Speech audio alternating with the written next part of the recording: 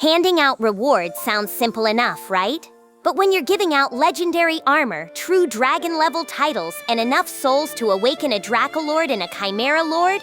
Notice, the spiritual feedback loop from the 8 legions has completed. Evolution into a 9-tailed mythic beast is confirmed.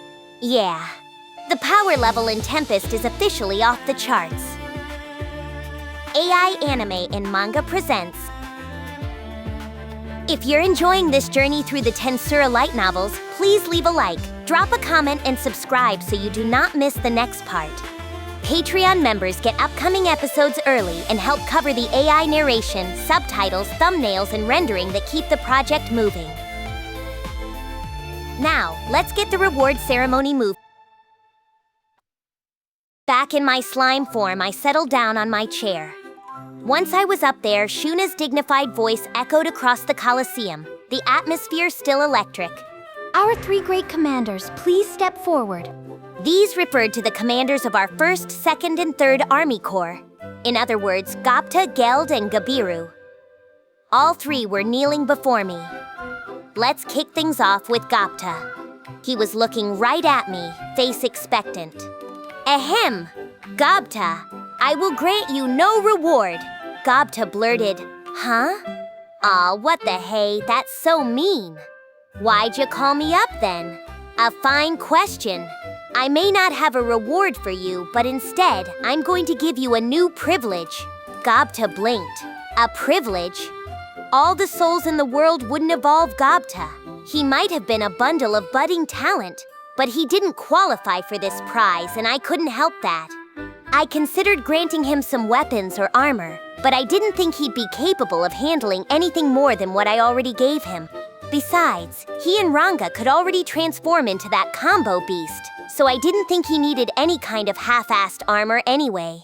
And forget about a cash reward, not like he'd use it for anything worthwhile. He already took in a fat paycheck as an army commander. I gave him a ton of points each month that he could trade in for money, so I was sure he was living comfortably. If this was a human kingdom, I'd probably be assigning him territory and making him an earl or something, but Tempest didn't really work on that system. It wasn't like he had any kind of governance skill regardless, so it was pointless to think about. So I decided to grant Gobta a special privilege instead. The concept was hard for Gobta to wrap his head around. Calling it just a privilege was probably too vague to understand. Let's give him the answer. I hereby grant you the privilege of continuing to address me as you do now, in your casual tone of voice. I grinned at the puzzled Gobta as I spoke. And before he could understand what I just told him, a cheer, or maybe more like angry shouting, rang out even louder than the one for Benimaru. It was sheer jealousy, and there was no way to hide it. Even Shion and Shuna were giving Gobta terrifying gazes. I couldn't even guess how envious they were. Gobta asked, you serious, sir? Like, you don't even know how to talk all fancy, do you? You'd royally screw it up if you tried, so I'm taking this opportunity to make it your formal right instead. I can sense that Gobta respects me, of course, but that's not at all prevalent in his tone of voice. I mean, I always tell people that they can be as casual as they'd like with me, but it seems to be difficult for a lot of people. Meanwhile, we'd frequently receive complaints from dignitaries about how flip Gobta's more natural speaking style was.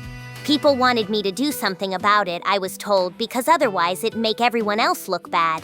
It was turning into a big hassle, so I decided to grant him the right to speak that way.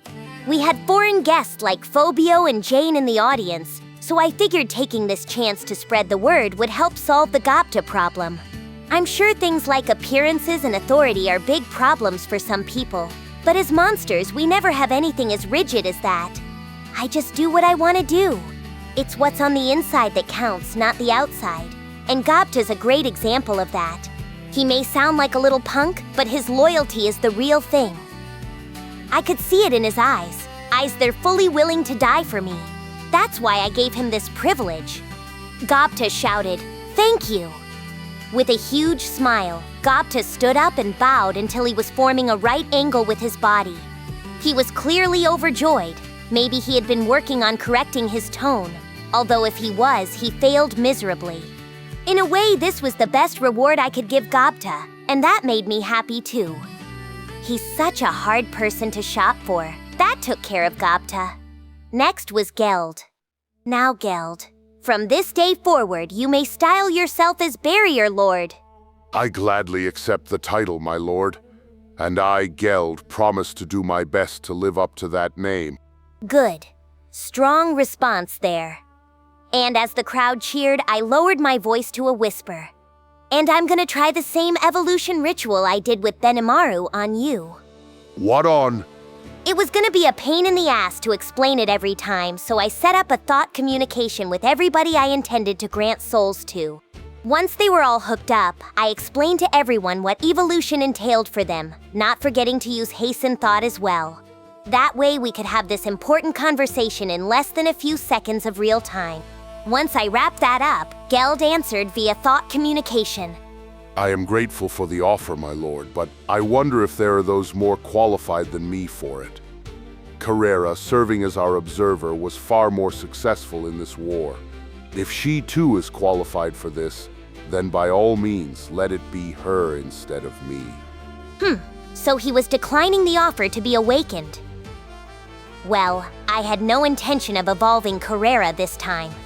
She did contribute a lot, yeah, but if she was this much of a menace in her current state, I couldn't have her flying off the handle with even more power. We needed to see how this evolution stuff would unfold at first, and that was why I wanted to evolve more of the old guard for starters, since I trusted they'd be safe with it. I relayed all that to Geld, but he still seemed a little torn. Yes, but me? I don't know. Ah, I guess Geld was also a little anxious about the potential to go berserk after this. Plus, maybe this was his way of expressing his atonement. The orcs' rampage a while back spread disaster all across the forest of Jura, and as the leader responsible for that, Geld always placed himself under severe discipline. His eyes were shining with a strong determination, and right now they were pointed straight at me. So I told him, "Don't worry about that, Geld. The Geld they used to call the orc disaster might have gone out of control, but even that was for the sake of your friends, wasn't it? I didn't think he'd go berserk now. If he had that kind of determination, he ought to be able to control whatever power he had at hand, and nobody among us would ever shun Geld for the events of the past by now. I know you still feel responsible about it, but I trust in you, and I know you can use your newfound powers to help protect us all." Once Geld evolved, his followers would receive blessings as well. That in turn would strengthen the defenses of our entire nation. Explaining it this way to him, I noticed Geld's eyes sparkle even brighter than before. If that is the case, then I will gratefully accept the offer. Great, he said yes. That's the Geld I know. A man who works not just for himself, but for all his compatriots. By the way, only one other person besides Geld refused the offer at first. It felt like some of them had their qualms, but their expectations for the future outclassed their anxiety. It's my fault for not checking things with them beforehand, but momentum was important with this as far as I was concerned. Seeing everyone agree to it greatly relieved me. So I turned off the thought communication and got back into the party groove. "You have done a great job for me. As a reward, I shall grant you this." I signaled to Shuna. She nodded with a smile and handed Geld a set of equipment we prepared in advance. It was an armor and shield set, both legend-class gear picked up from the battle, which I further customized after consulting with Garm. This gear reacted to Geld's own aura, meaning that only he had the right to handle it. It worked along the same lines as Holy Spirit armor, something that not even Garm could reproduce. The difference between legend and god-class gear lies in the maturity of the gear itself. In other words, the gear's skill capacity. The armor evolves over the years in a variety of ways, and the number of years required depends on the materials used. Add a talented owner to the equation, and that dramatically increases evolution speed as well. Geld's talents are geared toward defense, so even though this gear is legend class, I predicted it immediately up his defense to the point where it'd rival God class. Plus, as Raphael sees it, there's a high possibility that the armor will receive additional blessings from Geld's evolution. If that happens, a God class ranking would be a shoo-in, and Geld would have some incredible defense boosts. So Geld reverently accepted his reward, bowing to me. Question. Do you wish to use the prescribed amount of 100,000 souls to evolve the subject Geld? Raphael presented me with another yes or no choice. I thought yes, then called out to Geld again. I have been giving you a great deal of hard work all this time. Now is a good opportunity for you to rest and relax, while envisioning what you want for the future. I plan for Geld to continue playing a big role not only in battle, but in the construction of our city. He's been working incredibly hard this whole time, and he almost never even takes a full day off. He may very well be the hardest worker I know, and I really hope he takes this opportunity to chill out a bit. Yes, my lord. I truly appreciate this offer. Geld smiled warmly at me. Then he nonchalantly returned to his column as if fighting off the evolutionary slumber the Harvest Festival would bring to him. How could he beat away that sleepiness? I have no idea. But as I admired this, I turned to our next contestant, Gabiru.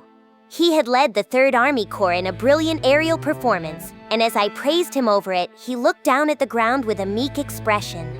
I remain unworthy, my lord. My failures of leadership caused some of my own to be injured. My incompetence truly shames me. Well, in your case, I think you had it coming, didn't you?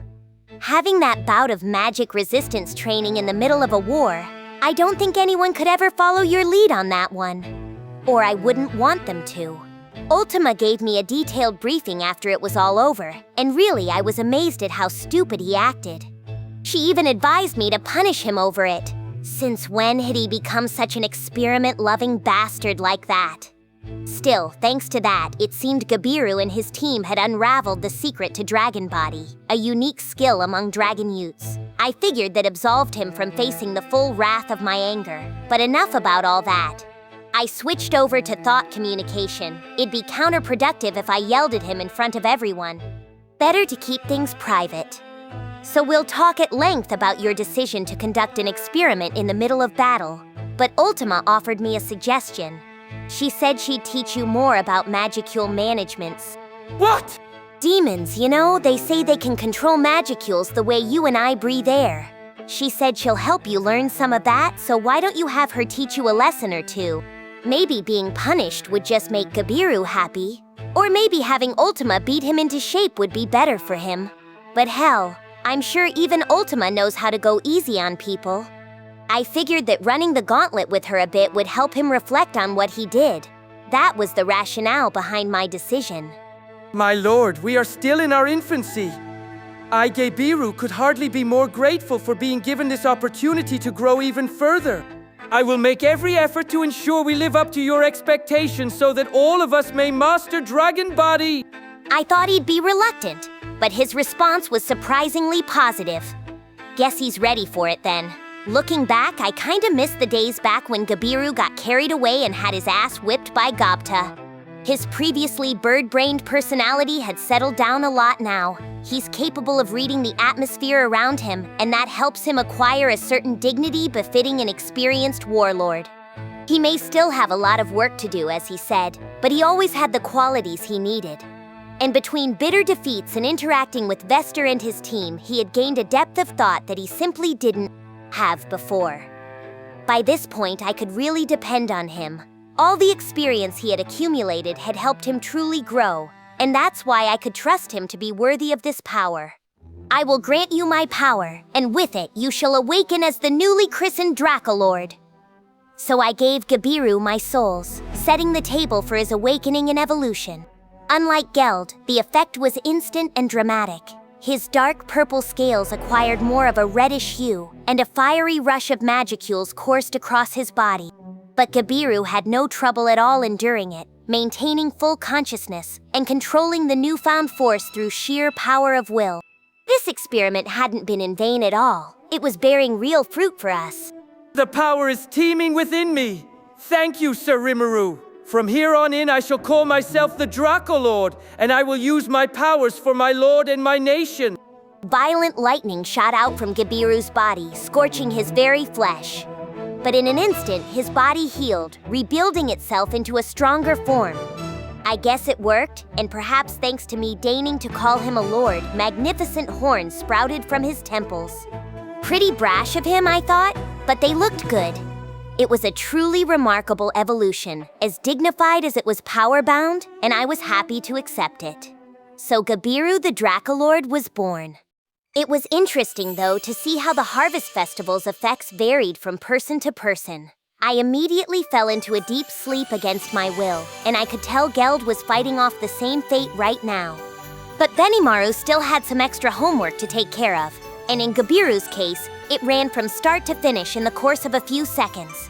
One member of Team Hiryu called out, "Sir Gabiru!" I feel myself strengthening as well. Another dragon mute shouted, "Yes!" A third voice joined in, "And me too. My lord, you've done it again." Gleeful voices could be heard across the 3rd Army Corps columns. They were coming from the 100-strong members of Team Hiryu. It looked like the lizardmen that comprised the blue numbers had received blessings of their own too. In fact, all 3,000 of them had just evolved into dragon utes before my eyes. Now Team Hiryu had climbed over the wall to a full A rank, gaining enough fighting skill to be rated alongside mid-ranked demons. It was kind of like having Dragon Body permanently activated, and so the ability itself was now decommissioned for them. They had also lost the skill Scalify, which transformed their skin into Dragon Scale. But in its place was Dragon Skin, a new skill. I'll let Ultima coach them on controlling their powers, but this new skill really interested me. Basically, it takes in ambient magicules to cover the body in a self-repairing armor. It works on the same principle as the body armor skill, but with much more defensive ability. It could regenerate a decent amount of injury as well, which obviated the user from needing any armor at all. Nice cost savings there. What's more, the skill varied from person to person, its strength improving with the power of the user. Gabiru's dragon skin skill gave him the protection of a god-class suit of armor, for example, a perfect shield that deflected pretty much anything. They might still have been dragon utes, but their strength was so high it was no exaggeration to call them a new race entirely. They still looked pretty lizardy, not human at all. But that was up to their own motivation, so I didn't really care. There were a few others I shouldn't omit either. Interestingly enough, Sokka and the 4 Dragonute guards serving under her were also affected by Gabiru's evolution. These Dragonutes were already in constant human form, which meant their natural defense wasn't near that of their peers, but they boasted much greater speed and offensive force. They had the dragon body skill, but unlike their friends, they still retained a certain human appearance when it was activated. They could manifest dragon scales and wings when they wanted to, but with dragon body, they looked more like dragony magic-born than anything. They were the same species as Gabiru and the others, but it seemed like they were following a completely different evolutionary path. I wouldn't be surprised if the next evolution made them a different species entirely. In terms of strength, Sokka's team was more powerful than Team Hiryu, to the point where you could call them high-level magic-born, and Sokka had enough magicule energy to rank up there with an archdemon. Just as I expected, they had made a really significant step forward. Now let's have them go back in line and get the next lucky winners up on stage. Ranga, Hakuro, Testarossa, Ultima, Carrera, come on up. Can't have Gobta without Ranga. I couldn't imagine having any close advisor except Hakuro. And the 3 demonesses I had serving as observers and information officers spoke for themselves. Upon my command, Ranga crept out from my shadow. Hakuro stepped up as well, a bit zombie-like in his shuffling gait. Testarossa was as graceful as ever, Ultima light and breezy, and Carrera as regal as a queen. All of them ascended the platform and kneeled before me. Since they were so nicely lined up, I figured I'd give their rewards in order. First, Ranga. He did a hell of a job saving Gobta. Ranga, I can see you have mastered fighting in a team with Gobta. I also thank you for offering him your protection, Ranga answered. Not at all, my master. I only did what anyone would have done. Cute of him. But I know you're happy to have me praise you, so stop wagging your tail all over the place, could you? From this day forward, you may call yourself Star-Lord. Ranga barked happily. Yes, my master. He accepted it with an appreciative howl, and then the soul corridor opened between us. His evolution began immediately, just like mine, and the Harvest Festival was promptly underway. Ranga groaned sleepily. Master, sleepy. don't force it. There was no reason to hold back. I put Ranga back in my shadow and let him rest inside. If I had to guess, the other demon wolves would receive their blessings as well. I couldn't wait to see how the evolution would turn out. Ranga, to his credit, quietly fell asleep in my shadow, not letting the power overtake him. That made it 4 down. As of that moment, I didn't see anything to worry about, but better keep my head up until the end, I supposed. Next came Hakuro. You have performed your role as Gobta's advisor with an expert hand. I thank you for it. Oh, don't be silly. Gobta has matured magnificently. He will hardly need my help at all before long. No. There's a huge difference between you being present or not. Now, for your reward. One moment, Sir Rimuru. If I may, it's already more than enough that you've heeded my daughter Momiji's wishes. Oh, right. I did say that, didn't I? But I wasn't going to accept that. That's a different matter. I want Benimaru and Momuji to be happy too, after all. Besides, as her father, I'm sure you have some mixed feelings about Alvis jumping in, don't you?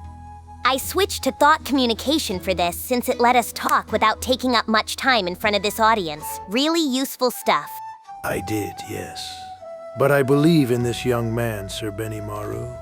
And I know when I look at my daughter's eyes that her feelings are true. Thus, I am satisfied. Good then.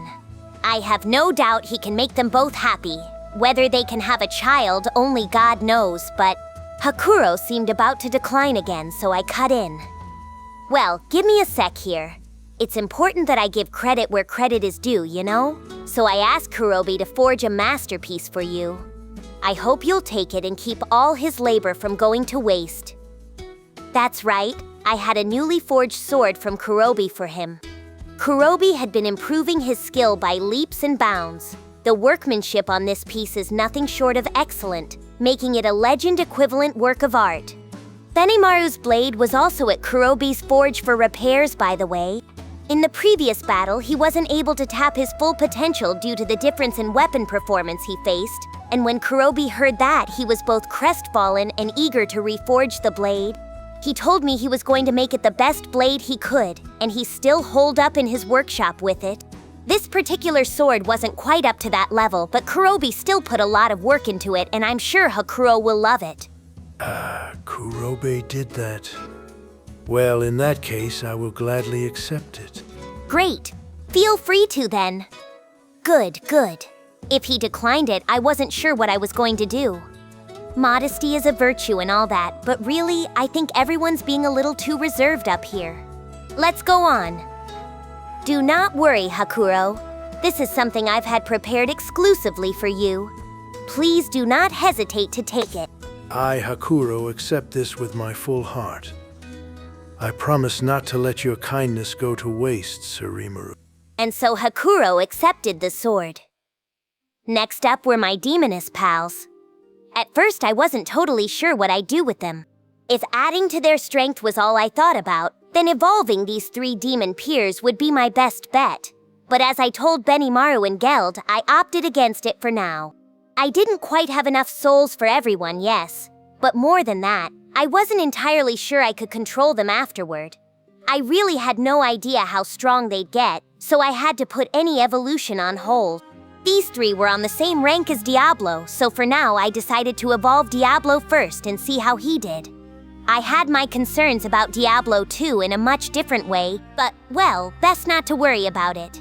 The way I saw it, Diablo was head and shoulders above the rest of his kin regardless. It was funny to see the range of strength present among the primal demons.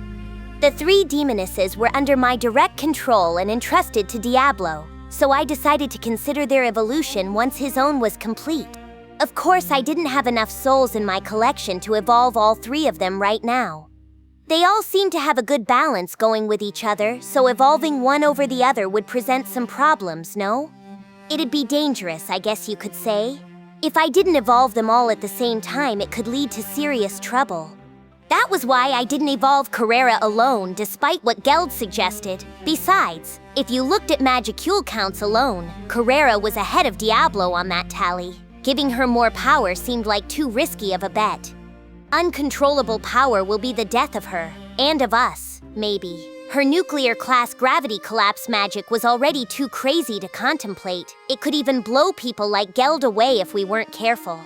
Maybe she had it fully under control, but the way she just busted that out without a moment's hesitation made me more than a little anxious. Safety first, and so on. I figured we could wait and see how things went before making a decision on their evolutions. Testarossa, Ultima, Carrera, all three of you have done a tremendous job as information officers. The souls you have collected are also being put to good use today.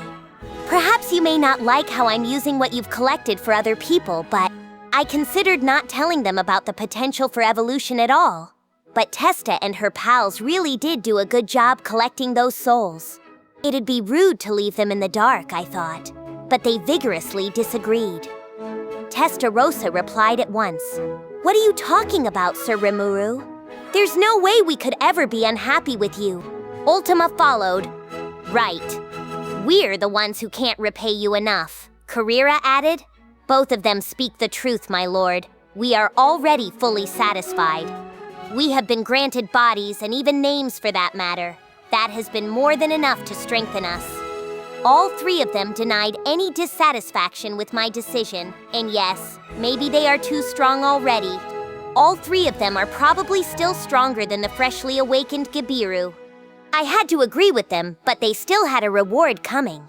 I'm glad to hear that from you. You make me feel like my heart's never far away from your minds, and I appreciate it. That's why I want you to accept the rewards I've prepared for you. Testarossa tilted her head. Rewards? Ultima started, but Carrera smiled. Well, can't say no to that, can we? Right? It'd be too much trouble for me if they said no, so I wanted to shut the door on that first thing. In recognition of your work, I hereby acknowledge you as full members of my leadership. Your duties will be the same as before, but in times of war, you will be granted partial command authority. I will also grant you new titles. Testarossa was the Killer Lord, Ultima, the Pain Lord, Carrera, the Menace Lord. I thought up those titles after consulting with a few people. They might sound pretty harsh, I guess, but it's exactly what they were up to during this war. As leaders, their role was to focus on combat, so I thought this was a pretty good fit, actually. From this day forward, I grant you permission to call yourselves by those titles. And from now on, I expect you to serve as my close confidants, exactly like the old guard. All three demonesses bowed their heads in unison. As you wish. I guess they liked their rewards. Good thing they didn't complain, I thought, as they filed back to their column.